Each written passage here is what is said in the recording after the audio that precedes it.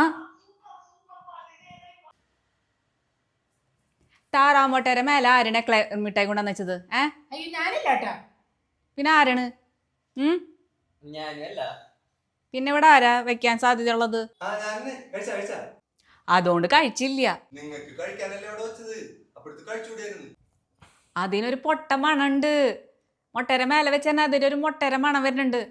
അല്ല മണിയുണ്ടാ, നിനക്കും തോന്നിയില്ലേ അത്? അത് ഞാൻ നേരത്തെ വെറുതെ എക്സാജറേറ്റ് ചെയ്ത് പറഞ്ഞതാ. എനിക്ക് തോന്നിട്ടാ. ഞാനത് എടുത്തുണ്ടരാ, ഒന്ന് മണപ്പിച്ചു നോക്കിയേ, അപ്പൊ മനസ്സിലാവും. മുട്ടേരെ മണല്ലേ? പിന്നെ എങ്ങനെ കഴിക്കാനാണ്? ഇതിന് നല്ല മണമുണ്ട്. നല്ല മിഠായി ആയിരുന്നു, കഷ്ടായി പോയി.